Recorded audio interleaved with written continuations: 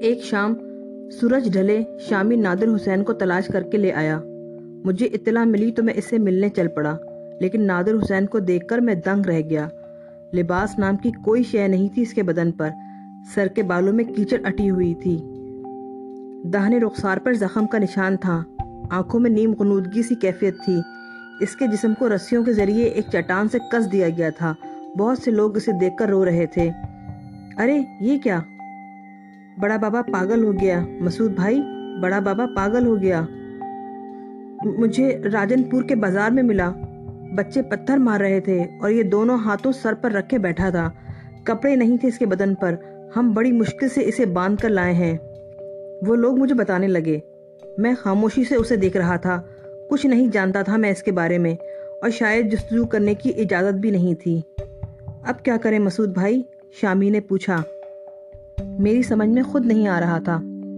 جیسا تم مناسب سمجھو، میں نے بے بسی سے کہا۔ اگر ہم نے اسے باندھے نہ رکھا تو یہ پھر بھاگ جائے گا، بڑی مشکل سے ملا ہے، کوئی نقصان بھی پہنچ سکتا ہے اسے۔ ایک اور شخص نے کہا۔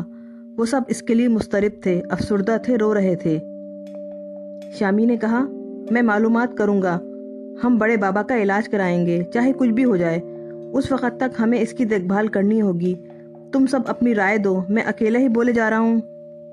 تم جو کچھ بھی کہہ رہے ہو ٹھیک کہہ رہے ہو شامی، ہم سب اس کی نگرانی کریں گے، اس کی خدمت کریں گے، جس طرح بھی بن پڑا اس کا علاج کریں گے۔ ان لوگوں نے خود ہی سارے معاملات طے کر لیے، میں نے کوئی مداخلت نہیں کی تھی۔ ہم وہاں سے چلے آئے۔ رہائش گاہ میں آ کر اکرام نے کہا، مسعود بھائی ایک بات بار بار ذہن میں آ رہی ہے، اجازت ہو تو پوچھ لوں؟ کہو۔ آپ اس سے کچھ غیر فطری بے اتنائی برت رہے ہیں، حالانکہ میں نے ہمیشہ دیکھا ہے کہ آپ ہر شخص کے لیے مضطرب ہو جاتے ہیں اور اس مشکل کا حل تلاش کرتے ہیں۔ پھر نادر حسین تو وہ ہے جس نے آپ کے حکم پر سارے برے کام چھوڑ دیے۔ وہ سنتو خان کے نام سے ڈاکے ڈالتا تھا، بھورے شاہ کے نام سے۔ اکرام نے جملہ ادھورا چھوڑ دیا۔ میں نے گہری سانس لے کر کہا، بارہا میں نے تمہیں بتایا ہے اکرام، میں نہ درویش ہوں، نہ عامل، نہ ولی، ایک گناہ گار ہوں، اتنا بے بس ہوں کہ خود اپنے درد کا درما نہیں پا سکا۔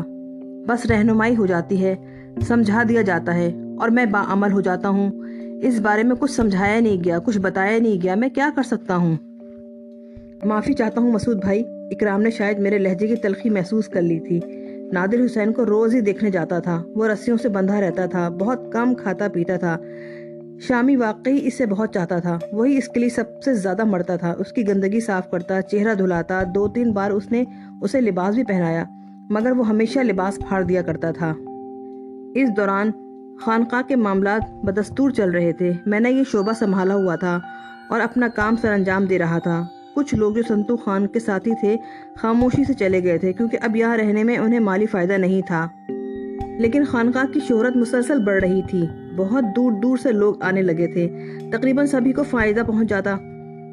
رنج و غم اور مشکلات سے نڈھال انسان اپنی مشکل کا حل تلاش کرنا چاہتے تھے تو احترام و عقیدت میں ڈوبے ہوئے آتے، تحفے تحائف اور نظر لاتے، انہی سے خانقاہ کی ضرورتیں پوری ہوتی۔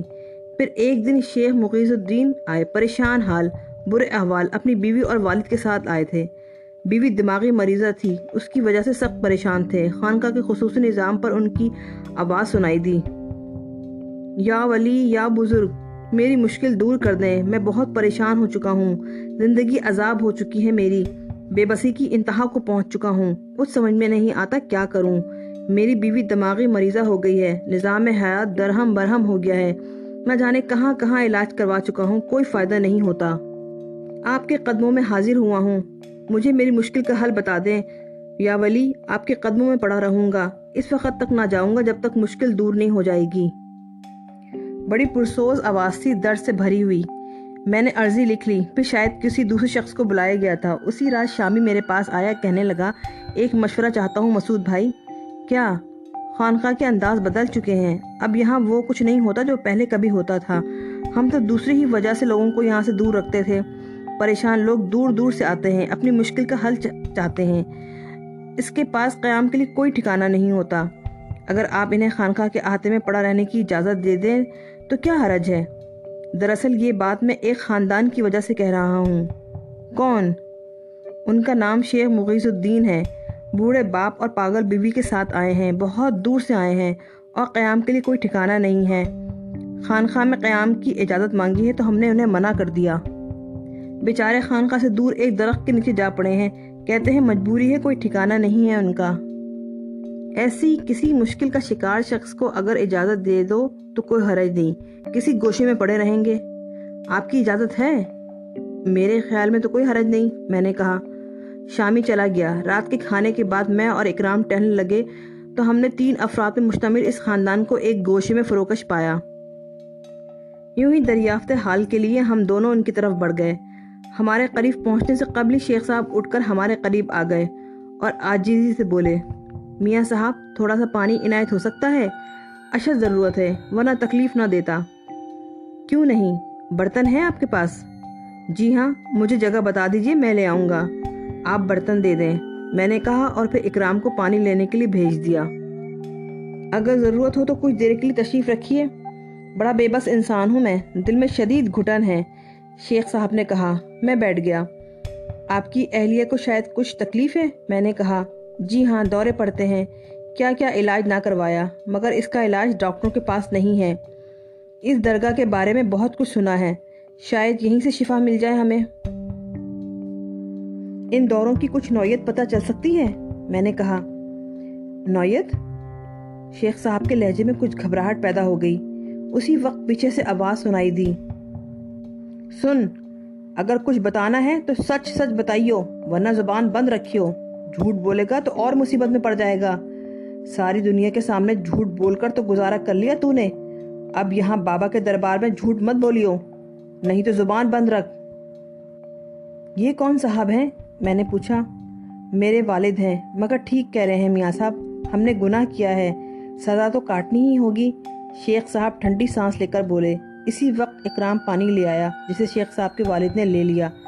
شیخ صاحب بولے، پہلا گناہ گار تو میں ہوں، میں نے بے لوث محبت کرنے والوں کی محبت کو ٹھکرا دیا۔ بچپن میں میری والدہ مر گئی تھی، والد صاحب نے مجھے میرے ننیال سے دور کر لیا۔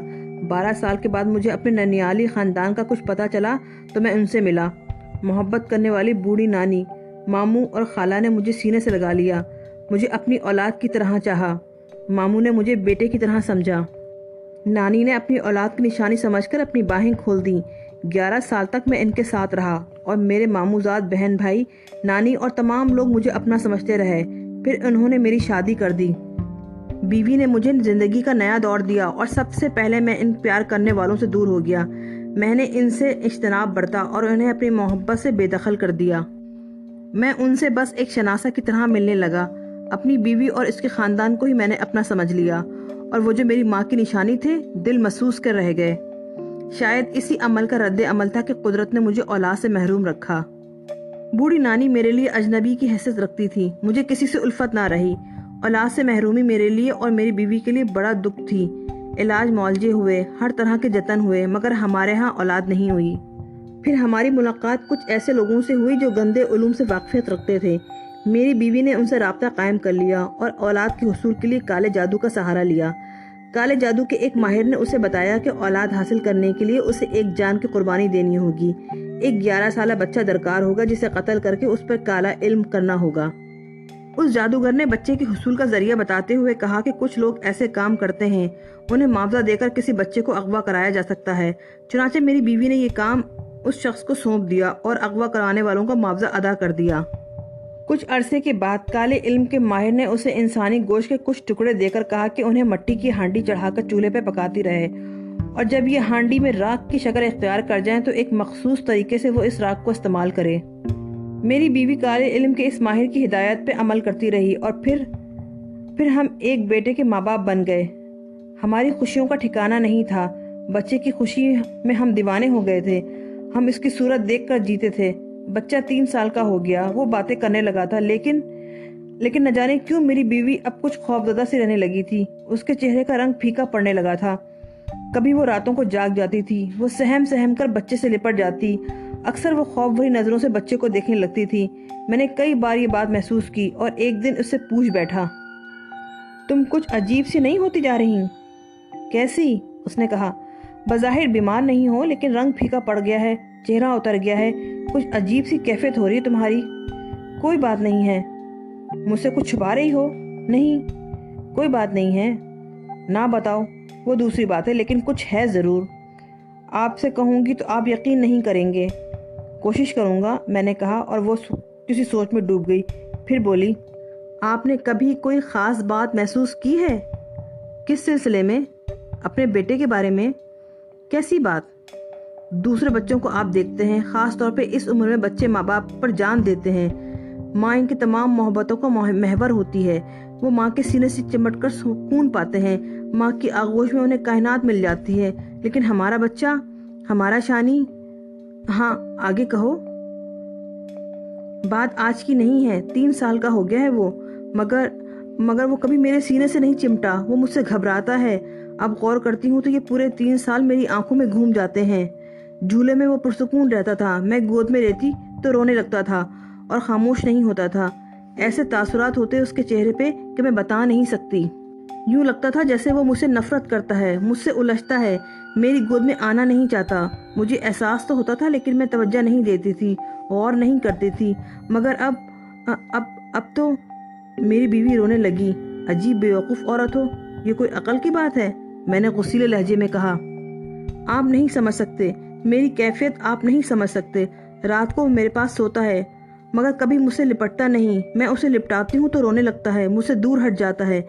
एक रात मेरी आंख खुल गई तो मैंने उसे मोहब्बत से देखा, मगर क्या? वो जाग रहा था, मुझे देख रहा था। उसकी आंखों में नफरत की चिंगारियां सुलग रही थीं। वो शदीद नफरत से मुझे देख रहा था। मैंने उसे आवाज़ दी तो उसने करवट बदल ली, और अब अक्सर ऐसा ही होता है। मैं रातों को उससे डर जाती हूँ। तुम्हारा दिमाग खराब हो गया है क्या? पागलपन की बातें कर रही हो? अपने बच्चे के बारे में तुम ऐसा क्यों सोच रही हो? मैं क्या करूं? इतना खुद को समझाती हूँ, मगर न जाने क्यों ये सब कुछ दिमाग में आता रहता है। आप खुद देखते हैं, वो सबसे बोलता है, सबसे बातें करता है, मगर हमसे कितना कम बोलता है वो। बस अब इस पागलपन के ख्याल को दिल से निकाल दो। 12 साल के बाद हमारी मुराद पूरी हुई और तुम। वो खामोश हो गई। मगर मियाँ साहब, इस दिन से मैंने भी अपने बेटे की हरकत नोट करना शुरू कर दी। मुझे एहसास हुआ कि मेरी बीवी सच कहती है। शानी ऐसा ही था। वो किसी बात पर हंस रहा होता तो हमें देखकर खामोश हो जाता।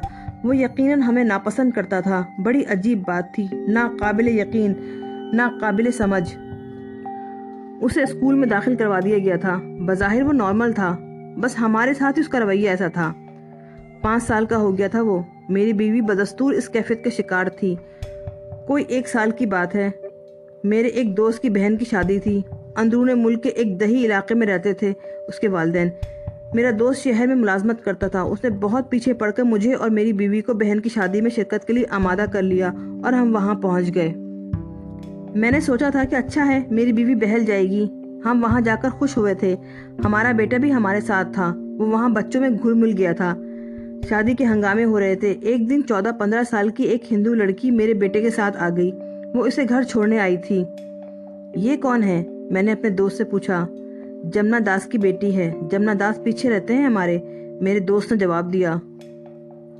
भगवती हमारे घर था चाचा।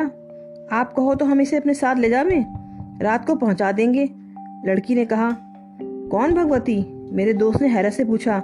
ये और कौन? लड़की बोली। दिमाग खराब है तुम्हारा? ये तो मेरा भतीजा है, शानी है इसका नाम। तो हम कब मना कर रहे हैं चाचा, ले जाएंगे उसे साथ, लड़की बोली। नहीं, जाओ भाग जाओ, मेरा दोस्त गुस्से में बोला। जाने दो चाचा, मासी सदावती उसे देखकर बहुत खुश हो रही थी, जाने दो ना, लड़की जिद करने लगी।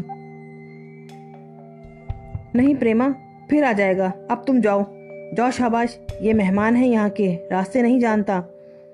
मुझे सारे रास्ते आते हैं, शानी ने गुस्से से कहा। नहीं बेटे, जिद नहीं करते, जाओ लड़की, फिर आ जाएगा ये तुम्हारे पास, मैंने कहा, और लड़की आरजुदा होकर वापस चली गई। ये क्या नाम ले रही थी इसका? मैंने कहा। पता नहीं क्या किस्सा है। मेरे दोस्त को घर में बुला लिया गया, इसलिए बात खत्म हो गई। मैंने महसूस किया कि शानी का मूड भी काफी खराब है। उसने किसी से बात नहीं की थी। दूसरा दिन शादी का था। मैं भी अपने दोस्त के साथ तैयारियों में मसरूफ था। बारात आने वाली थी। कोई 4 बजे थे शाम के। मेरी बीवी बाहर निकल आई। उसने कहा, शानी ने खाना खाया? सुबह से खेलता फिर रहा है, कहाँ है वो? क्या? मैं उछल पड़ा। मैंने खुद उसे सुबह से नहीं देखा था। क्या वो अंदर नहीं है? सुबह से अंदर नहीं आया? ٹھیک ہے، آ جائے گا، ابھی آتا ہے، میں نے کہا، حالانکہ میرا دل خود ہول گیا تھا۔ میں گھبرایا ہوا اپنے دوست کے پاس گیا اور اسے یہ ماجرا سنایا۔ وہ بیچارہ خود شامیانے وغیرہ لگوا رہا تھا مگر فوراً ہی میرے ساتھ بھاگا۔ فکر مت کرو، مل جائے گا، سب جانتے ہیں کہ وہ شادی میں آیا ہے، جو اسے دیکھے گا وہ اسے یہاں پہنچا دے گا۔ آؤ آؤ ذرا میرے ساتھ آؤ۔ اوہو، میرے دوست کو جیسے کچھ یاد آ گیا۔ وہ گھوم کر پچھلے علاقے میں آ گیا۔ ایک میدان سا تھا جس کے دوسرے سرے پہ مکانات نظر آ رہے تھے۔ ایک مکان کے سامنے رک کر میرے دوست نے دروازے کی زنجیر بجائی اور ایک آدمی باہر نکل آیا۔ کیا بات ہے بھیا، سب ٹھیک ہے نا؟ کوئی ضرورت ہے ہماری؟ بس تیار ہو جائیں جمنا داس جی، بارات ٹھیک وقت پہ آ جائے گی۔ وہ کوئی بچہ تو نہیں آیا یہاں؟ کل پریما کے ساتھ تھا۔ بھگ! جمنا داس کچھ کہتے کہتے رک گیا۔ میں اور میرا دوست چونک کر اسے دیکھنے لگے۔ وہ جلدی سے بولا، پریما کے ساتھ صبح سے تھا، سدھاوتی کے پاس بیٹھا ہے۔ میں بلا کر لاؤں؟ کس کا چھوڑا ہے وہ؟ میرا بھتیجا ہے۔ بھگوان کے کھیل نیارے ہوتے ہیں، ابھی بلا کر لاتا ہوں۔ جمنا داس آگے بڑھ گیا۔ مجھے اندازہ ہو گیا تھا کہ جمنا داس بھی شانی کو ہی بھگوتی کہتے کہتے رک گیا تھا۔ کوئی بات سمجھ میں نہیں آ رہی تھی۔ کوئی 3 گھر چھوڑ کے وہ ایک بوسیدہ سے مکان میں داخل ہو گیا اور کوئی 30 سیکنڈ کے بعد ہی شانی کو ساتھ لے کے باہر آیا۔ اس کے پیچھے پریما بھی تھی اور ان تینوں کے پیچھے ایک عورت باہر نکلی تھی۔ میلی کچیلی ساڑی میں ملبوس، بال بکھرے ہوئے تھے، چہرے پہ وحشت، رنگ پیلا پڑا ہوا تھا۔ میں نے آگے بڑھ کر شانی کا کان پکڑ لیا۔ یہ کیا بدتمیزی ہے؟ تم صبح سے غائب ہو؟ شانی نے ایک نگاہ مجھے دیکھا، وہی نفرت بھرا انداز تھا۔ اس نے منہ سے کچھ نہیں بولا۔ میں اسے ساتھ لے کر آگے بڑھا تو وہ دیوانی عورت بھی ہمارے پیچھے پیچھے چل پڑی۔ جمنا داس نے آگے بڑھ کر عورت کا بازو پکڑ لیا۔ نہ سدھو نہ، مہمان ہیں، جانے دے، اپنے گھر جائیں گے۔ وہ میلی کچیلی عورت نے انگلی شانی کی طرف اٹھاتے ہوئے کہا۔ اس کے انداز میں بڑی بے بسی، بڑا پیار، بڑی حسرت تھی۔ میں اپنے دوست کے ساتھ شانی کو لیے ہوئے وہاں سے آگے بڑھ گیا۔ میرا دوست بھی خاموش تھا اور میری سمجھ میں بھی کچھ نہیں آ رہا تھا۔ شانی کو میں نے اپنی بیوی کے پاس پہنچا دیا۔ وہ راستے بھر کچھ نہیں بولا، نہ ضد کی تھی نہ مچلا تھا، لیکن اس کے انداز سے نفرت کا اظہار بدستور ہو رہا تھا جو اس کی فطرت کا ایک حصہ نظر آتی تھی۔ بارات کے ہنگامے تھے اور میں کوئی ایسا عمل نہیں کرنا چاہتا تھا جس سے یہاں کسی اور قسم کا احساس پیدا ہو۔ چنانچہ میں نے خاموشی ہی اختیار رکھی۔ جہاں تک ہو سکا اپنے آپ کو بارات کے سلسلے میں ضروری کاموں میں مصروف رکھا۔ البتہ اپنی بیوی کو میں نے ہدایت کر دی تھی کہ شانی کو اپنی نگرانی میں رکھے اور باہر نکلنے نہ دے۔ لیکن میرا دماغ تجسس سے پھٹا جا رہا تھا۔ کوئی بات جو سمجھ میں آ رہی ہو۔ بالآخر بارات آ گئی، نکاح کا وقت قریب آ گیا۔ یہ لوگ یہاں کے قدیم رہنے والے تھے، ہندو اور مسلمان سب ہی ایک دوسرے کے دکھ سکھ میں شامل ہوتے تھے۔ میں نے جمنا داس کو دیکھا۔ جمنا داس دھوتی اور کرتے میں ملبوس محفل میں موجود تھا اور مہمانوں سے گفتگو کر رہا تھا۔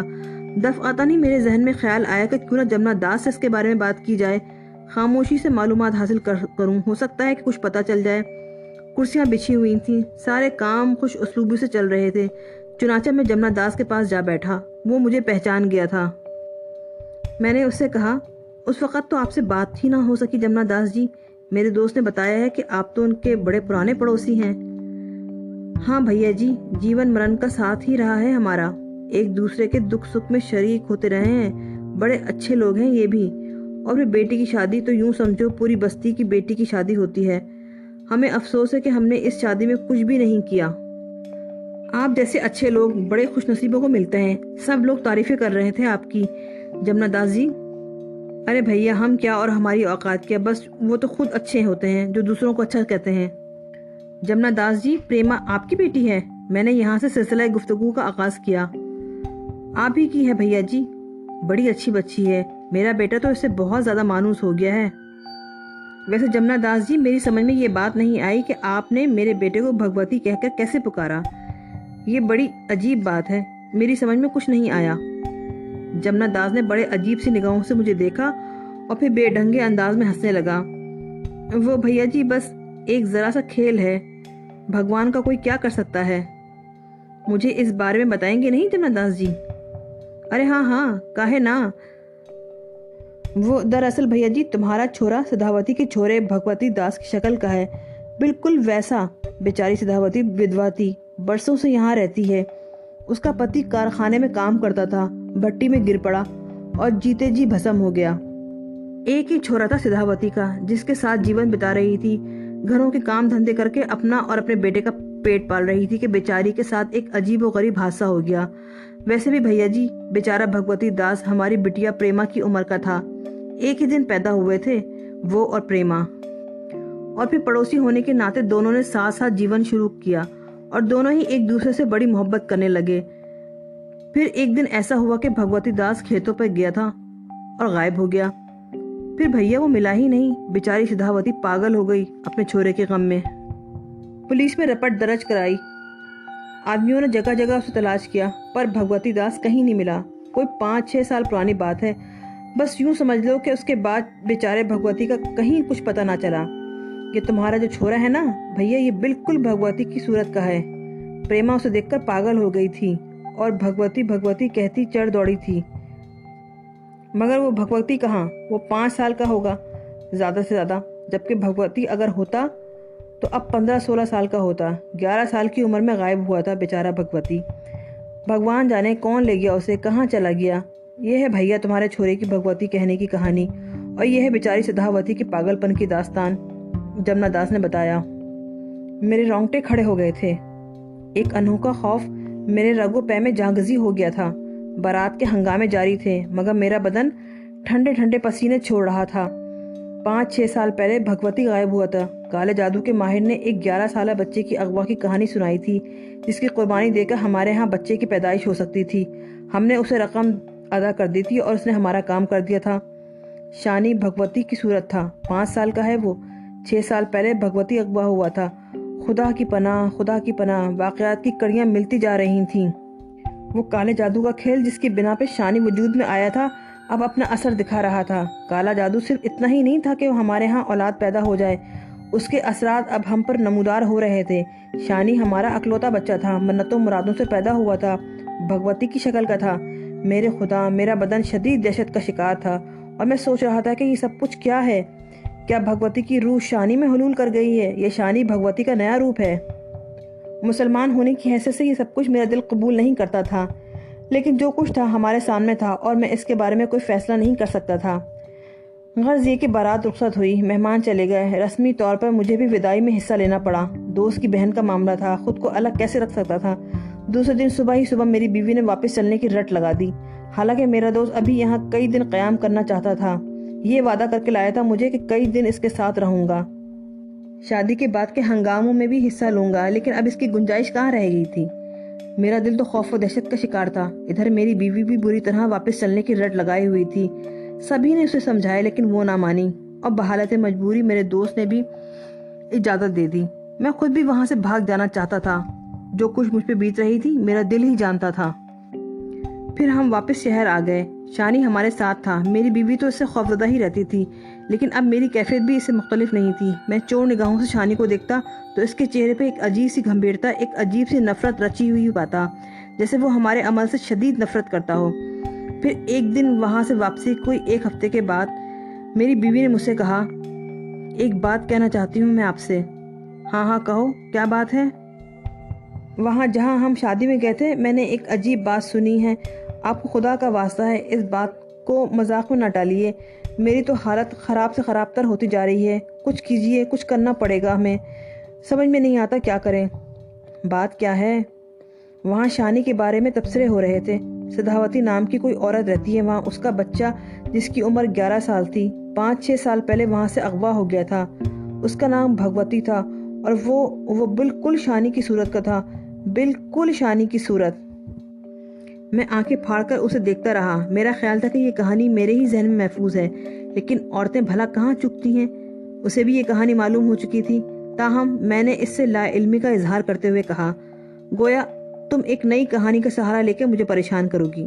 मेरी बीवी ज़ारो कतार रोने लगी। उसने कहा, आप मुझसे परेशान हो गए हैं? हाँ हाँ हो गया हूँ, बिल्कुल हो गया हूँ। पहले तुम्हें बच्चे की ख्वाहिश दीवाना कर दिया था और तुम सब कुछ करने पे आमादा हो गई थी, और अब इस नई कहानी से तुम ना सिर्फ खुद को पागल किए जा रही हो बल्कि मुझे भी पागल किए दे रही हो। मुझे बताओ मैं क्या करूं, मैं क्या कर सकता हूं? मुझे जवाब दो। खुदा के लिए कुछ कीजिए। इस काले जादू के माहिर से मिलिए, उससे कहिए कि अब हम क्या करें और ये सब कुछ क्या है। क्या कुछ हो सकता है? हम तो काले जादू के चक्कर में फंस गए हैं। ठीक है, मैं उस काले जादू के माहिर से मिलूंगा और इसके बाद कोई नया जादू करा के यहाँ ले आऊंगा। यही चाहती हो ना तुम? तो फिर क्या होगा? شانی ہم سے نفرت کرتا رہے گا؟ ہمارا اکلوتا بچہ، اس کے سوا ہمارے کوئی اور ہے بھی تو نہیں نا؟ میری بیوی زارو قطار روتی رہی۔ میرے پاس ان آنسوؤں کا کوئی حل نہیں تھا۔ وقت آگے بڑھتا گیا، شانی کے انداز میں کوئی تبدیلی نہیں ہوئی۔ اب وہ اپنی ماں کے پاس ہوتا بھی نہیں تھا۔ اس کی بیزاری، اس کی نفرت بڑھتی جا رہی تھی۔ ایک رات جب ہم اپنے بیڈ روم میں سو رہے تھے کہ اچانک میری بیوی دہشت بھرے انداز میں چیخ پڑی۔ اس کی بھیانک چیخوں نے مجھے بھی دہشت کا شکار کر دیا۔ شانی اپنے الگ بستر پہ سو رہا تھا۔ ان چیخوں نے اسے بھی جگا دیا۔ بڑی مشکل سے میری بیوی معتدل ہوئی، خوف بھری نظروں سے شانی کو دیکھ رہی تھی۔ یہ جاگ رہا ہے، میں قسم کھاتی ہوں یہ جاگ رہا ہے، مکر کیے پڑا ہے۔ ابھی یہ میرے قریب تھا، مجھ پہ جھکا ہوا تھا، اس کی آنکھیں انگاروں کی طرح سرخ ہو رہی تھیں۔ یہ نفرت بھری نگاہوں سے مجھے دیکھ رہا تھا۔ یہ مجھے مارے گا، یہ مجھے قتل کر دے گا۔ دماغ خراب ہو گیا تمہارا؟ بتاؤ کیا کروں میں؟ اسے گھر سے نکال دوں؟ اور کیا کروں؟ نہیں، وہ میرا بچہ ہے، وہ میری اولاد ہے۔ میری بیوی سسکیاں بھرنے لگی۔ تو پھر میں کیا کروں؟ میں نے کہا۔ اور میاں صاحب، مختصر یہ کہ میری بیوی آہستہ آہستہ ذہنی توازن کھونے لگی، اس پر دیوانگی کے دورے پڑنے لگے، اور آج یہ اس حال کو پہنچ گئی ہے۔ یہ اپنے بیٹے کو چاہتی بھی ہے اور اس سے دہشت زدہ بھی ہے۔ نہ جانے کیا کیا جتن کیے ہم نے۔ میں نے ڈاکٹروں کے پاس اس کا علاج کروایا۔ ڈاکٹروں کے پاس بھلا اس کا کیا علاج؟ میں تو اتنا بدنصیب ہوں کہ کسی کو اصلیت بھی نہیں بتا سکتا۔ کس سے کہوں کہ ایک بچے کو قتل کر کے ایک ماں کی گود اجاڑ کر ہم نے اپنی سونی گود بھری ہے۔ اس خانخواہ کی شہرت میں نے بڑی سنی ہے، بڑی دور سے آس لے کر آیا ہوں۔ خدا کے لیے میری مشکل کا حل بتا دیں، خدا کے لیے۔ میں دہشت سے کنگ تھا۔ اکرام پتھر بنا ہوا بیٹھا تھا۔ بڑی بھیانک، بڑی دہشت ناک داستان تھی یہ۔ بچہ کہاں ہے؟ میں نے پوچھا۔ نانا نانی کے پاس چھوڑ آیا ہوں۔ کیا نام ہے تمہارا؟ شیخ مقیز الدین۔ سب سے پہلے اپنا نام بدل دو۔ میرے حلق سے غراہٹ نکلی۔